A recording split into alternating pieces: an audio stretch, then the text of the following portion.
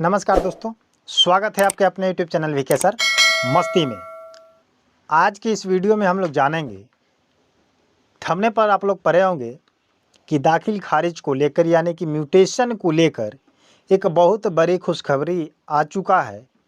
इस महाअभियान के दौरान बिहार भूमि राजस्व महाअभियान के दौरान दाखिल खारिज को लेकर के एक अपडेट डाला गया है। इस अपडेट के बारे में हम लोग बात करेंगे। एक खुशखबरी है, जिन व्यक्तियों का म्यूटेशन अभी तक बहुत दिनों से 10 साल 20 साल 50 साल से नहीं हुआ है, तो बहुत सारे लोग परेशान थे। दखल कब्जा भी है, नया ज़मीन रजिस्ट्री भी है और दाखिल खारिज में प्रॉब्लम आ रही थी। इन सभी चीज़ों को लेकर के लोग परेशान थे कि क्या ये ज़मीन मेरे पास होगा, मेरे हक में होगा या नहीं होगा। तो इस चीज़ को लेकर के सुप्रीम कोर्ट ने बहुत पहले भी निर्णय लिया था एक केस के सुनवाई के दौरान, और फिर इसको जजमेंट दे चुका है इस महाराजस्व अभियान के दौरान। तो जितने भी लोग परेशान थे दाखिल खारिज को लेकर के, बहुत ऐसी स्थिति है कि आपका ज़मीन आपके पास है, आपके खाता खेसरा जमाबंदी रकबा सब कुछ सही है और आप सही रजिस्ट्री कराए हुए हैं, और वो अभी तक आपका लैंड म्यूटेशन नहीं हो पाया है।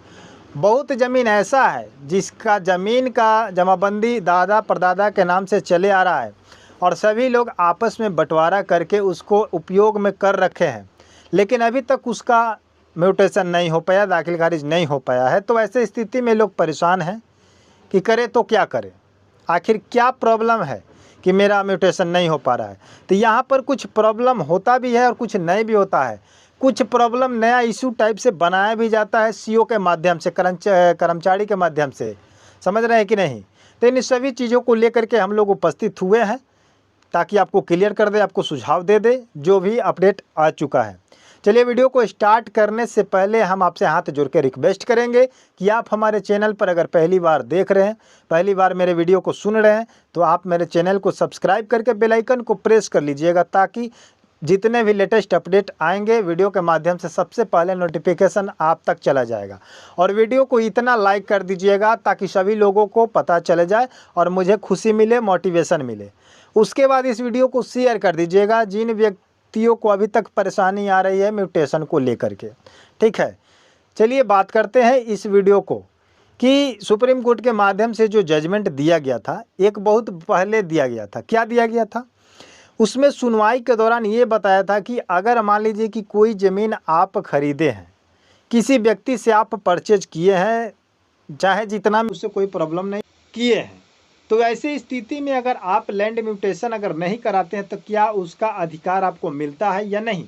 बहुत सारे कहते हैं कि अगर आप लैंड म्यूटेशन अगर नहीं कराते हैं तो आपका उस ज़मीन पर अधिकार नहीं होगा। ये आप लोगों का एक भ्रम है, ये एक अलग टाइप का ये पर्चा है, ये अलग प्रक्रिया है। इसका काम होता है दाखिल खारिज का मतलब, म्यूटेशन का मतलब होता है कि जिस व्यक्ति से आप ज़मीन खरीदते हैं वहाँ से नामांतरण कर दिया जाता है, दाखिला खारिज कर दिया जाता है। यानी कि जिसके दखल में था वो अगर आपका ज़मीन बेच चुका तो आप उससे दाखिल खारिज कराने का मतलब यही होता है कि उसका नाम वहाँ से कट करके और आपका नाम चढ़ जाएगा। ये एक तौर तरीका है, प्रक्रिया है जिससे आपके नाम पर शो करने लगेगा। लेकिन अगर आप खरीदे हैं और अभी तक नहीं कराए हैं, 10 साल हो गया, 5 साल हो गया, तो इससे आपको घबराने की आवश्यकता नहीं है। आपके पास अगर डीड है, सेल डीड केवाला दस्तावेज जिसको हम बोलते हैं, तो वो अगर आपके पास है और उस पर जितना भी प्रूफ लगा हुआ है, डॉक्यूमेंट लगा हुआ है, जितना भी ब्यौरा डाटा आपका है, खाता खेसरा जमाबंदी रकबा चौहद्दी जो भी है, सही रूप से परिपूर्ण है, तो उसका मालिक आप ही है, उसका मालिकाना हक आप ही को दिया जाएगा, न कि जो बेच दिया है उसका।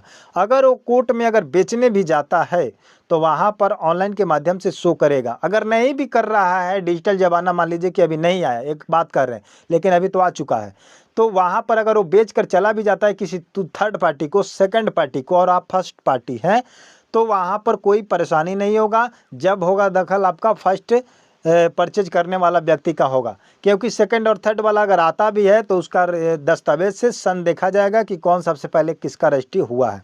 तब जाकर के बेचने वाला 420 के केस में 420 केस उसके धारा लगेगा और तब जाकर के जुर्माना या जेल का भी दावा खाना पड़ता है। तो सुप्रीम कोर्ट ने साफ साफ क्लियर कर दिया कि जो व्यक्ति सेल डीड खरीदे हुए हैं उसको घबराने की आवश्यकता नहीं है, उनका अभी नहीं भी हुआ है तो कोई दिक्कत नहीं है, बट उसको करा ले। अब बात आती है कि ये बिहार भूमि राजस्व महाअभियान के द्वारा जितने भी पैतृक संपत्ति है और उनका अभी तक म्यूटेशन नहीं हो पाया है और जिनके नाम पर अभी तक पंजी आ चुका है, तो क्या उनका नहीं होगा? उनका भी होगा। ये मत सोचिए कि आपका दादा परदादा का ज़मीन है और 30 वर्षों से 40 वर्षों से उसका म्यूटेशन नहीं हो पाया और पंजी आया है तो हम पंजी भरेंगे तो नहीं आएगा। बहुत सारे केस ऐसी स्थिति है कि आपका ज़मीन आपके बाप दादा के नाम पर है लेकिन फर्जी तरीके से कोई और रसीद कटा चुका है, फर्जी तरीके से जमाबंदी अपने नाम पर खुलवा चुका है, बना चुका है।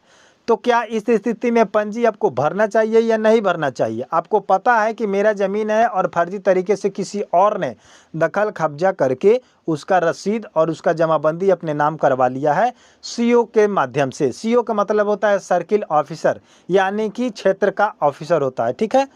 तो उसके से मिली जुली घुसखोरी के माध्यम से, भ्रष्टाचारी के माध्यम से कहिए, चाहे पैसा को लेन देन करके वो क्या किया, एक दूसरे को मतलब बरगला करके और उसका उल्टा पुल्टा कर दिया। एक मौजा का दूसरे मौजा में कर दिया, उसका मौजा बदल दिया, इसका मौजा बदल दिया, किसी का रसीद बदल दिया, किसी का जमाबंदी बदल दिया। तो वैसे स्थिति में आपको घबराने की आवश्यकता नहीं है अभी इस स्थिति में, क्योंकि जितने भी लोगों के नाम से पंजी आया है और आपको पता है कि हमारा ज़मीन है और कब्जा किसी और का है, तो आपको डरने की आवश्यकता नहीं है। आपका जो भी डॉक्यूमेंट आपके पास है तो उसको लगा करके आप उस फॉर्म को भर दीजिए और आपको कोई ज़्यादा प्रक्रिया करने की आवश्यकता नहीं है।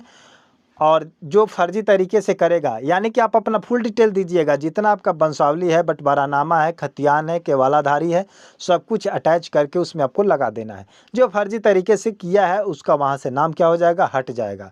उसके बाद देखा जाएगा, दाखिल खारिज कराया जाएगा, तो उसकी प्रक्रिया अलग है। लेकिन इस दौरान अगर जिन व्यक्तियों का दाखिल खारिज नहीं भी हुआ है तो उनका इसमें जमाबंदी ऑनलाइन चढ़ जाएगा आसानी से।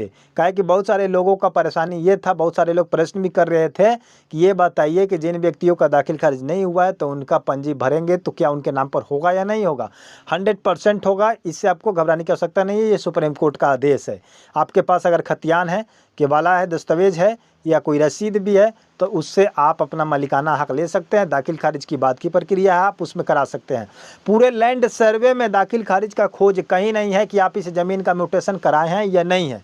केवल पेपर देखा जा रहा है कि किसका ओरिजिनल पेपर है, उसी के नाम पर ज़मीन को क्या कर देना है, चढ़ा देना है, विवाद को ख़त्म कर देना है। इसीलिए सर्वे को रोक करके ये महाअभियान चलाया गया है जिसमें केवल पेपर सुधारा जा रहा है।